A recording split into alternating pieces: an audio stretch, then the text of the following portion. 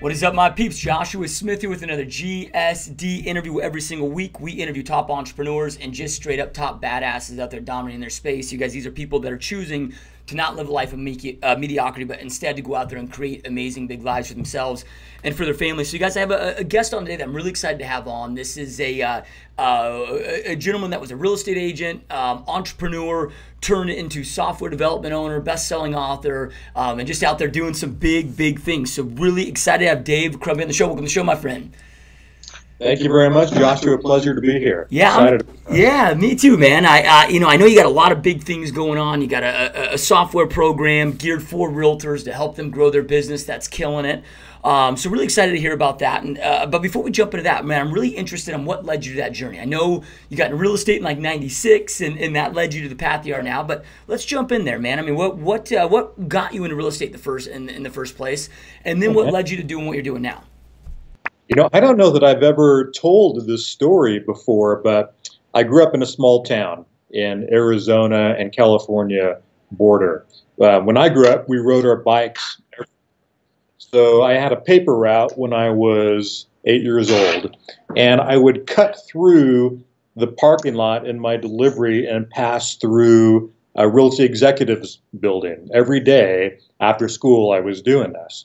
And in that parking lot, you know, were the big, nice cars, people coming out with a big hair, you know, they dress nice, they look like they were living a good life. So I think that's what stuck in my head. So when I turned 21, I moved to Phoenix, didn't know anybody. I ended up going to school, real estate school, when I was 21. I ended up getting licensed when I was 23. So I think, but it was that initial just riding my bike around that planted that seed. Yeah, I love it, man. So Phoenix. That's, you know, I'm in Phoenix. I got licensed at 23 as well. That's when my journey started. So kind of crazy. So okay, so you get licensed at 23. Talk to us about your real estate career, because I know, of course, it led you to what you're doing now. But in real estate, man, you got what 90% of the agents falling out in the first 3 years, and talk to us about what your experience was, and maybe what were some of those things that you did so you didn't become a statistic initially. You know, so I usually tell the story when I'm out and about, and I like to share it. It's about two real estate agents, and you know the first part of it. Two young guys moved to a brand new town, didn't know anyone, didn't have a base of friendly and family to pull from. But their first year, they both sold about 20 homes, relying on a combination of knocking on doors and doing open houses, which is pretty decent. Year two, they changed approaches. One of them got obsessed with internet marketing, with lead generation. The other two just kept doing what he's doing, serving his community, knocking on doors year after year. Agent number one took off faster, was doing pretty well. Around the 10-year mark, they were both doing about 100 transactions a year, which is pretty solid. Then the market collapsed. The agent number one thought he could outsmart everything, tripled his marketing budget, was spending 30 grand a month on TV, radio, doing print as well. Didn't matter, business collapsed, there just wasn't transactions. Agent number two really didn't skip a beat. In fact, he's still practicing to this day in Phoenix and has never done under 40 transactions since his, I'd say, third year in real estate, and always averaging, 100 to 130. I was agent number one. So I think it was just that failure to failure and being able to pause, look back, and learn which eventually led me to where I am. Really seeing where I made mistakes and being able to make changes and adjust. Yeah, and I love that you bring that up, because that's where those are our best growth moments, right? When we fail, when we make those mistakes, it wakes us up. And I was that guy too, right? I was spending about 50 grand a month at one point, radio, TV, and again, those are great learning moments. So when that happened, when you were hit by that and kind of woke up, how did you transition from that though, to continue your real estate career? I don't think that I transitioned as well as I could. I had a lot of time to reflect and think about it and see where I went wrong, and realizing that it doesn't, throughout the world, throughout the history of mankind, we hop, for our species has gone from failure to failure, and sometimes that is introduced to us externally. Maybe there's war or famine, and I learned that what gets us through those periods of hardships were relationships. So it doesn't matter what you do for a living, it's relationships that get us through our tough periods in life. And then I looked at real estate and how it applies to that. And you can look at just about any top producing agent who has a true business, and it is relationship based. I mean, sure, they're doing marketing, they're doing lead generation, but roughly 70 to 80% of their transactions year after year are coming from their past relationships. So it doesn't matter if you're doing real estate, any type of business, we cannot rely on a steady stream of new customers. It's always relationship based. Yeah, I love that, man. Yeah, and you're right. I mean, that new business is the most time-consuming, most expensive to go over, and agents just neglect the heck out of their past clients. It's always like, hey, you got this money tree in your backyard that you're neglecting to water. I think the stat is 88% of buyers and sellers said they love their agent. Would use them again. Only 11% ever do a repeat transaction.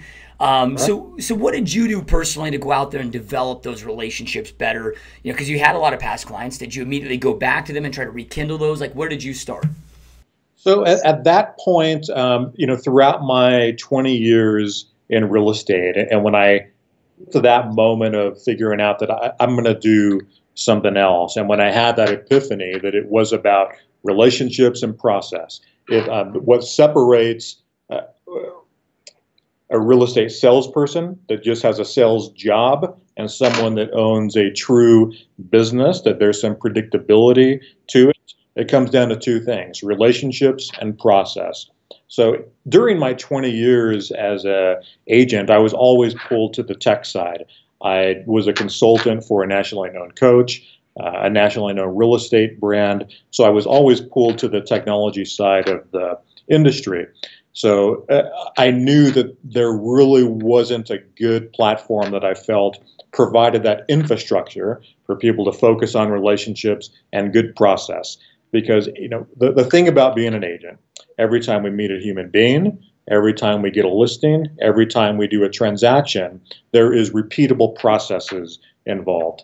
And in those cohorts of different contacts, listings, and transactions, maybe there's 5 different paths we have to go down, or 10 different paths we have to go down every time we're introduced to those. So we do have to have good infrastructure in place to help us do these processes, or we'll forever be stuck at that 1 to 2 transaction a month range. And ideally, we're striving for 3, 5, 10, 15 transactions a month. But to do that, we have to have good infrastructure. So I wanted to provide that infrastructure. Yeah, so and I couldn't agree more. Businesses are all about your systems and processes. It doesn't matter how good your people are. If you don't have systems and processes, they can never show you their greatness, right? So, okay, so then I'm assuming then you have this realization, and that's what led to where you are now with your software company. What was that journey like? Because software, it sounds fun and sexy and exciting, but it's not what everybody thinks, right? So I'm sure there was some insane ups and downs and getting that started. So talk to us what that transition was like for you personally. Like, how did it get started? What were some of the obstacles you had to overcome initially?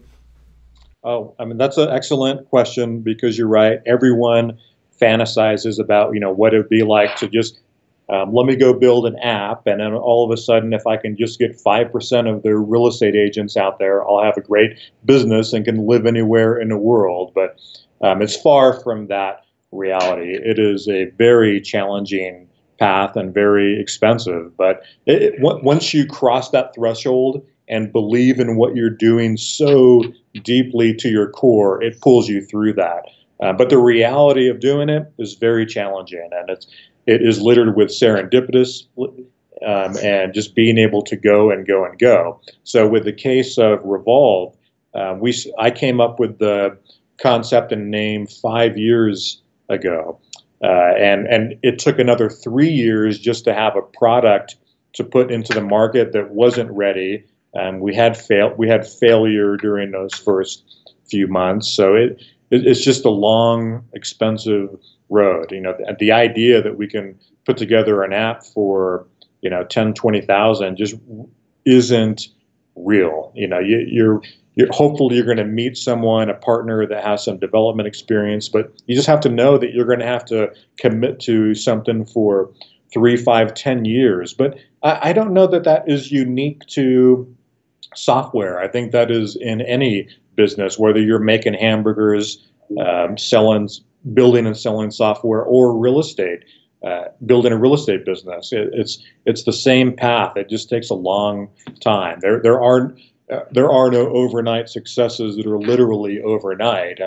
I think if you've talked to a lot of successful people in your interviews, and I think the common theme that comes up is that the average overnight success takes 10 years. So going into real estate and building your business, just know you're going to have to commit for 3 to 5 years before you have something that you can depend on. So let's talk about Realvolve. Just walk us through exactly what this system is. If somebody's listening right now and they don't know what it is, just walk us through what it is, how it would help. Most of our listeners are in the real estate space, so how it would help their business, and how, because I know you got some clients doing some big things with it. So what are they doing with it to help grow their business? Right. Well, the big thing that sets us apart from any software company in the industry is our workflow platform. It is quite deep. And I think the CRM space is confusing. Agents seem to think there are dozens and dozens of CRM systems available, but I don't know that that's true. I think that even some website providers that provide some contact management or a database of people that you come into contact with, I don't know that I would consider that a CRM. It's better than nothing. It's better than using Gmail or an Excel spreadsheet. But I think there's really 3 components of a good CRM. One is a repository for your business. And keep in mind, you are all business owners. And to do that, we need to keep an evolving record of our contacts, of the listings and sellers we serve, and of our transactions. And you want all of that in one place. It's an evolving record of all the conversations you have. Second, you want some intelligence.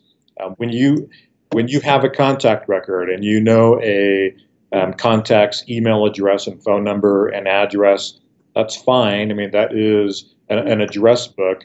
But if you're taking notes on your relationship, if you're adding tags and sorting them, if you know their birthdays, if you know their kids' names and birthdays, all of that data means something.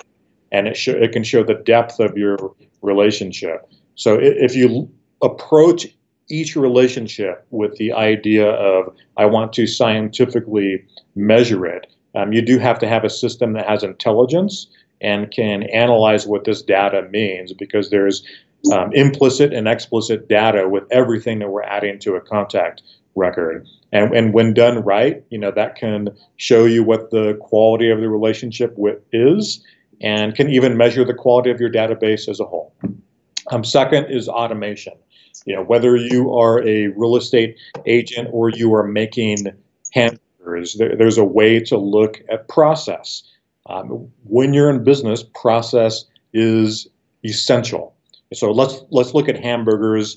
I think relationships is a word that gets overused and it's lost its meaning, but a lot of us like to eat a hamburger on occasion, even though it's not the best thing for us. If you look at McDonald's, everyone knows what a Big Mac is, and that has been one of the leading hamburger restaurants in the world for a long time. But their process sucks. Now we are becoming aware of food, the importance of ingredients, the impact that it has on our health mentally and physically. And everything about McDonald's is going in decline because their process sucks. It's good for making a cheap hamburger, but it's not good for us individually. They have thought about every single layer in that food product. It's filled with chemicals, and I don't want to bash on McDonald's too much, but it is an example of process gone bad. But then if you look at an In-N-Out or Shake Shack hamburger, they're putting out some good product. They're some of the fastest growing companies out there. People didn't just stop liking hamburgers. They just want something better quality, but they still have to have process involved. So that is kind of like what Realvolve does for a real estate business. It allows you to build process and experience, and not the way we think that you should do it. It is the way that you think that the experience that you want to provide for your customers. So you can build workflows that help you automate your work for every contact that is in your life, for every listing you get, and for every transaction. It fills the gap of those 100 things that goes on in a transaction. Yeah, I love it. And I couldn't, I mean, you're speaking my language here, with system and process. I always tell agents, it's like, look, when this lead source comes in, you need a very specific process, what day, what you're going to send, what you're going to say until they become a client. Then same thing with the, client to pending, pending to past client, and have those. And I speak to so many realtors. They're like, oh, 2 years ago, man, I made 300 grand. And then I got kind of comfortable, kind of lazy. And then I'm like, okay, well, what'd you do to make the 300 grand? They have no idea, so they can never duplicate it. So a great system like yours allows it to duplicate. So let's talk about simplicity. You just brought up, let's go back to simplicity, because you brought up such an important point. And, one of the things that I learned during my 20 years is there's two types of real estate agents. There's those with the habits and infrastructure where they're just going to own a job their entire career. I don't care whether they've been doing it 1 year or 20 years. If they don't have good systems in place, they're going to have a job their entire career. And those that are going to actually own a business. Now, the person that owns a job and they make 300 grand, they think that they're really making progress. But if they don't have those systems and processes in place, it all goes away. They don't know how they did it. They can't replicate it. It's business by luck. So having systems and processes in place is essential for just building a true business that ends up giving you a good quality life. Yeah. So, and then, because you got your systems out there, like Top Producer, let's say, probably, I think most agents in the space, because they've been around so long, but I always compare Top Producer to like Infusionsoft, Confusionsoft, if you will, of like, there's almost so much where it's just so confusing. And, let's just talk about ease of use. Cause I think a lot of realtors, they may not have a CRM because they don't understand the importance, but I think a lot of them, man, just get so damn intimidated of, I got to go and build this. I don't know how to do this stuff. I'm a sales guy, not a tech guy. I wish that I could say Revolve is the easiest thing in the world, but I want to tell the truth. And starting out with the number one truth, being an agent is hard. We do everything. We are the marketing department, the CEOs, the accountants. We have to wear so many hats. And because of this, we're always looking for tools that help just take a little bit of my pain away to make something easier so I can go put out this other fire that is going on. So, what happens is the best agents with the best of intentions, they want to solve these problems, but they do have to put on the work. It doesn't matter what software you're going to look at. There's work involved in setting that up. If it has any depth whatsoever, you are going to have to invest some time into learn it. So you brought up Top Producer. I think it's a robust tool. It's been around a long time.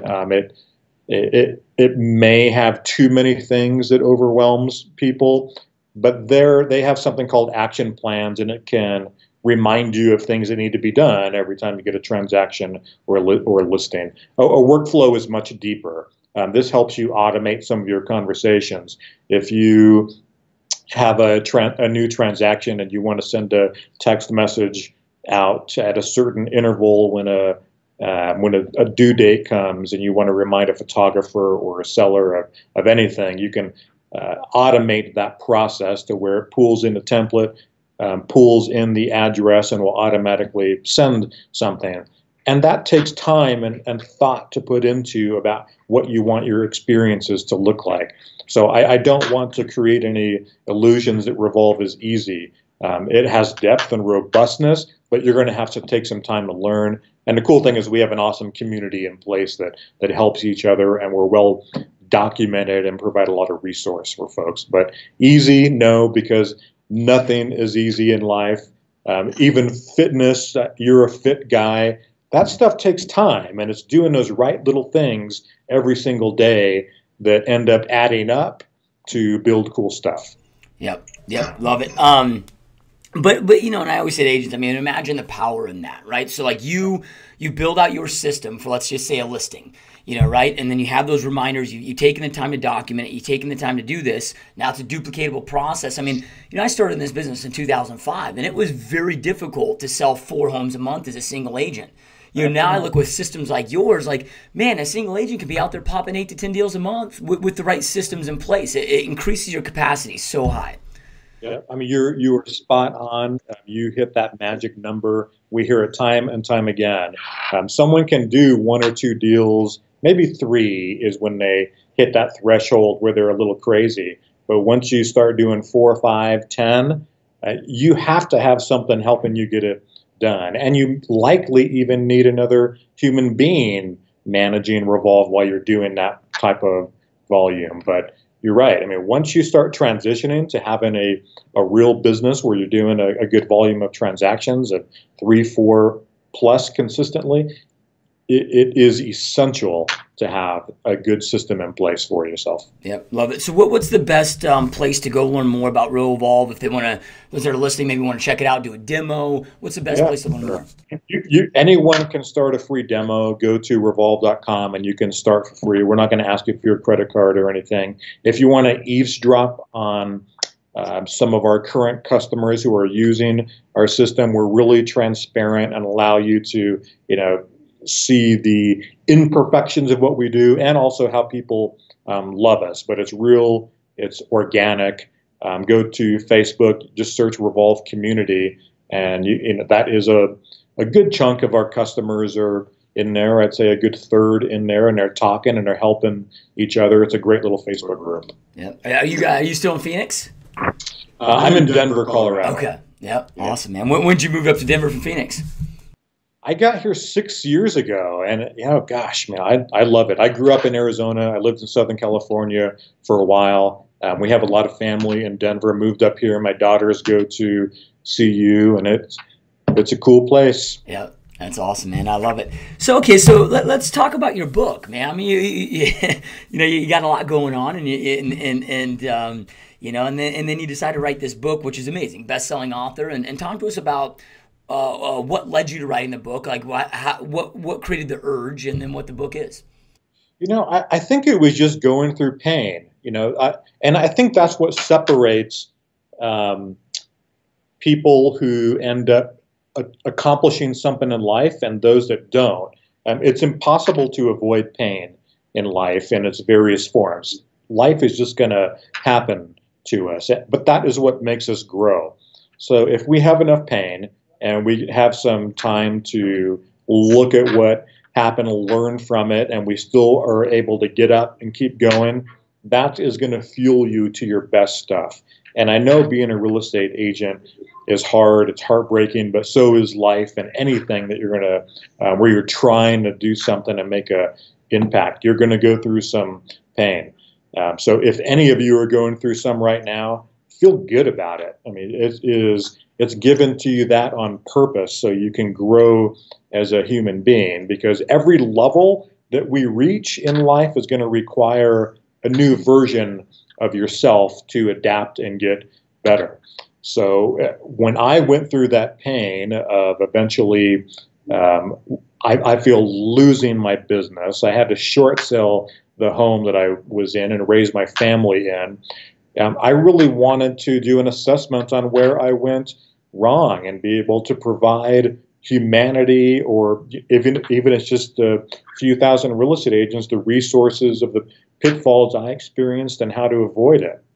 So, you know, I just started writing, and I probably wrote for a solid 2 to 4 weeks full time. And then I thought, you know, I'm just one story. There are other peoples that can contribute to this as well, that they're going to be able to speak to people at a level that I'm unable to reach. So I tried to find some of the most influential people I could get to contribute to the book, to create a nice piece of work. And, you know, it took a year and a half to put everything together, but From what I've gathered, it has helped people. I'm excited about that. And even though the book came out 3 years ago, we still get emails on occasion, and it feels good. So if you're going through pain, use that to fuel you to get to that next level and put something out there. Yeah, so what's the name of the book, and where can people go get it at? Is it on Amazon?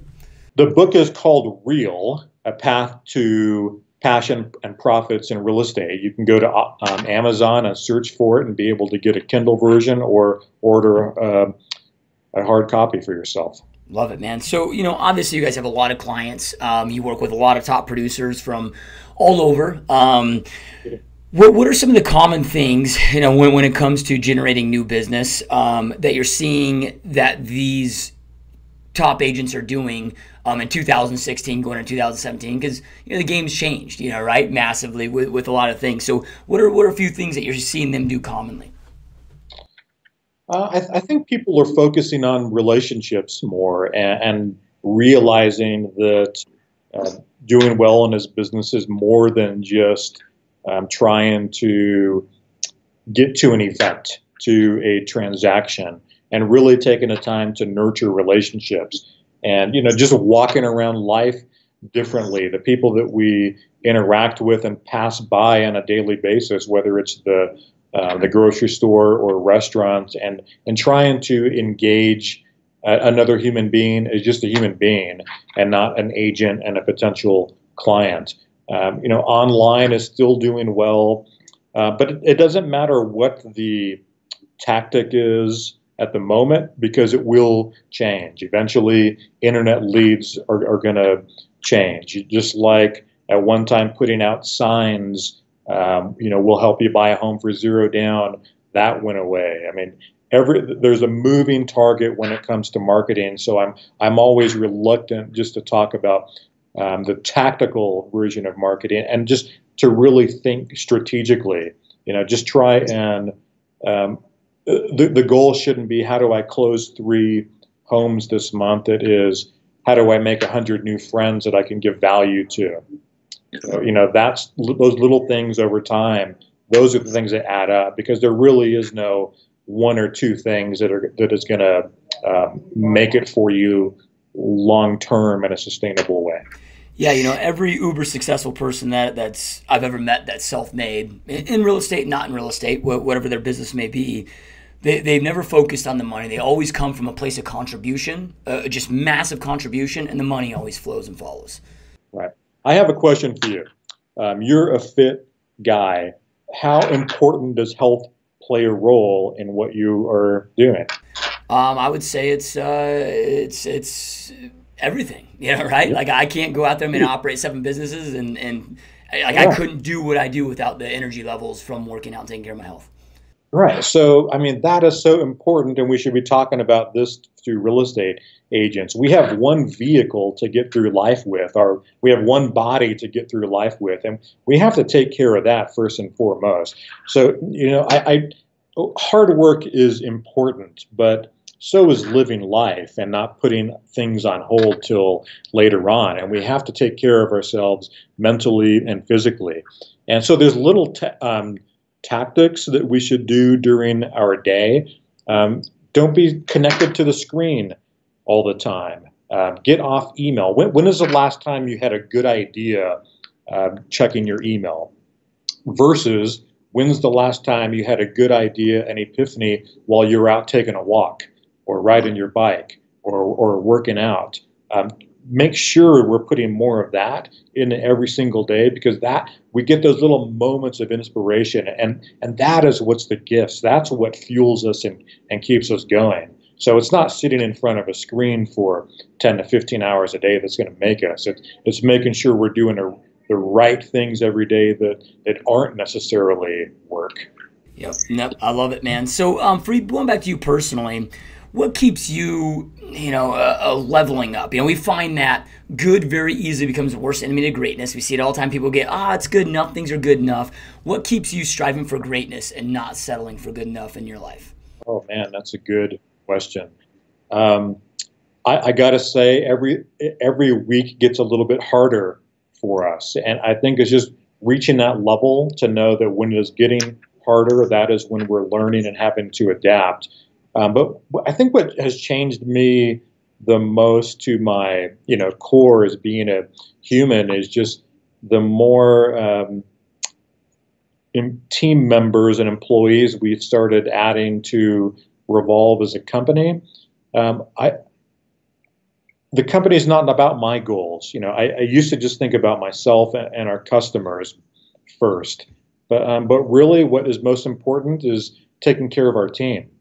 Because if we can provide an environment that is helping our team have a good life for them, then they're going to take care of our customers. So it's really, putting your tribe first.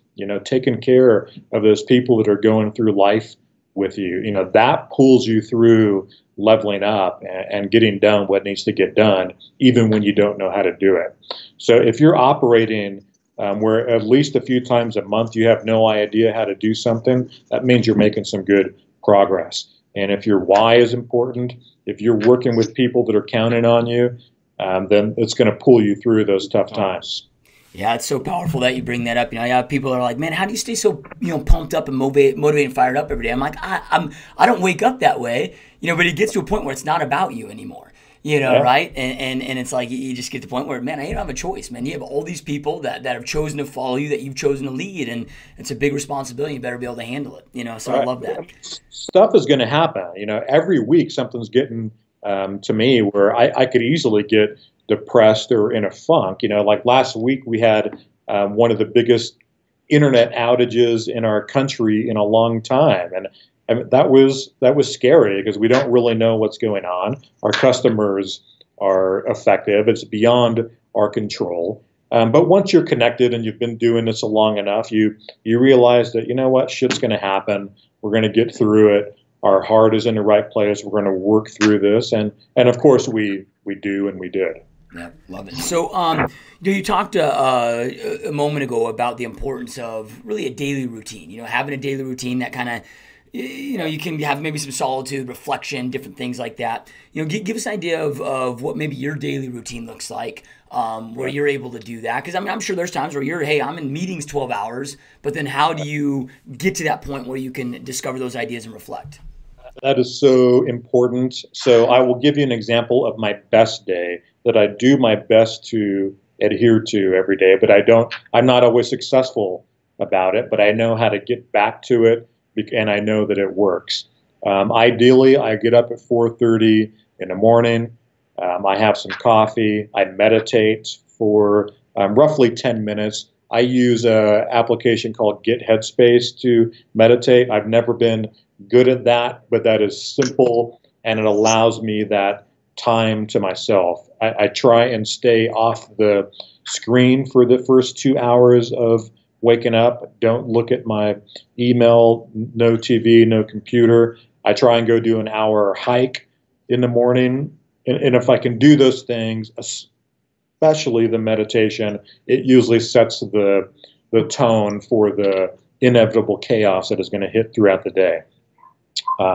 Another important thing is the evening routine, and having that last 2 hours of your day to unwind, be off the screen. There are no medals or trophies at the end of life for who worked the most. So it is so important to have a good evening routine in place where you eat something healthy, you're reading at least 5 hours a week, maybe do a wrap-up meditation and write down some things you learned throughout that day.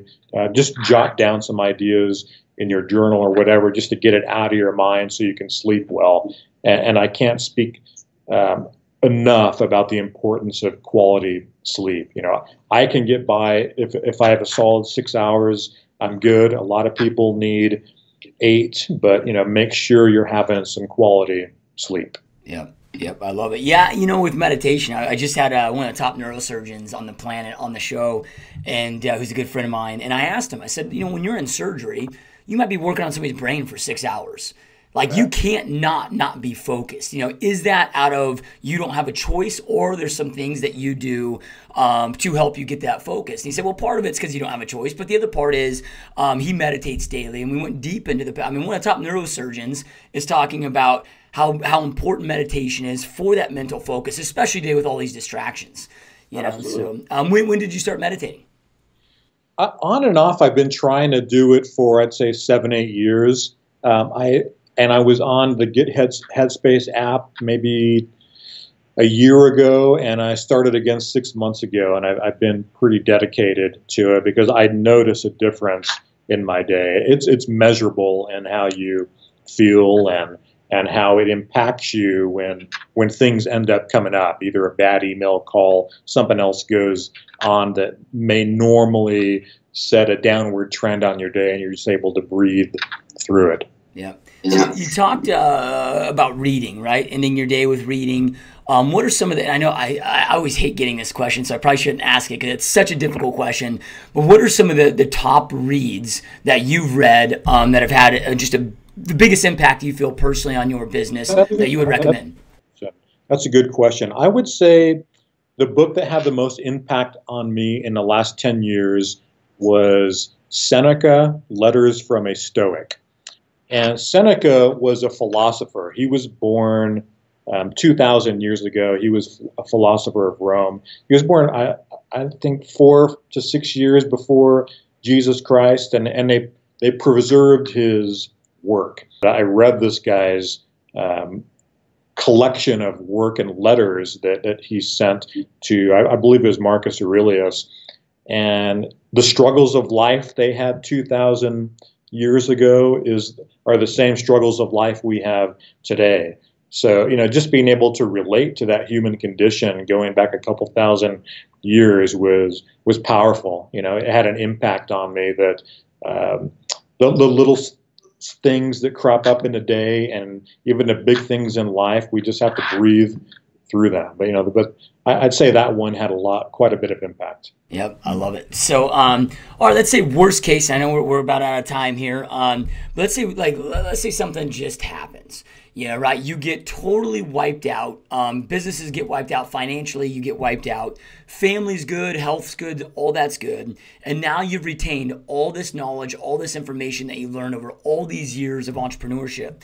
What are some of the first things you would do immediately to go out there and rebuild this empire that you built? That's a good question. Other than go and have a beer and a taco, I think I would just take a long walk. Hiking has become such a therapeutic event for me, and I get some of my best ideas, inspiration, and energy from that. So going to take a 10-mile hike, that would be one of the first things I would do strategically, just in the moment. But having some space to breathe and think about what's next is ideal, and eventually I would adapt and come up with something. Yeah. Love it, man. Love it. So, I started this podcast, it's been probably 18 months now. And the reason I started is not just in real estate space, but all entrepreneur space. There's all these quote unquote gurus and coaches, and I'm not saying that they're bad, but there is a lot of smoke and mirrors. There's a lot of false information, people that have never done it. So I got frustrated one day and I'm like, well, instead of bitching about it, let me do something about it. So I'm like, let me create a space where I interview the doers. Guys like yourself that are in the trenches, that are doing it, that have actually created success, that have overcome adversity, and give that back, to our listeners so they can go out and create an epic life for themselves. So with that being said, any last words of motivation, advice, inspiration you'd like to leave our listeners with that are here right now, that are listening to this interview because they want to go out there and create the life they know they want and deserve? Right. Take a walk every day. Start with that. If you can just add 2 things to your day, I'd recommend meditation and taking at least a 30-minute walk by yourself. If you can do those 2 things, the rest kind of tends to take care of itself. Those small things are going to add up to big things down the road. And that's what we should be thinking about, is making sure we are planning our day with the right ingredients, because those days add up to become amazing things. It's not that big things in life tend to happen to us that change us for the better the rest of our lives. I mean, that is a myth that is perpetuated in us, that we're going to read the right book, come in contact with the right coach, and they're going to change it for us. I don't think that's accurate. I think it's just making sure our day has the right ingredients, and 5, 10, 20 years down the road, that adds up, and we're in the place and enjoying the journey of where we want to be. Yep, I love it. Powerful stuff. So to our listeners, I know I end every podcast with this, you guys, but information without implementation is truly just the start of delusion. Information's not power. It's taking that information, taking action on it, implementing it, that creates power in the world. So Dave shared so many amazing pieces of information, so many nuggets with you guys today. Take something he shared with you. Don't wait. Go out there and apply it now. Make sure to go check out Realvolve. We'll have a link to the website right below. Make it easy. And you just click that link. Go check it out. Do the demo. Like he said, you can sign up for a free site, check or a free trial. Check that out. So do that right now. And Dave, man, this has been a massive honor. Really appreciate you taking time out of your busy day to be here. I loved it. Had a great time. Thank you for having me. Thank you so much. All right, you guys, we will see you next time.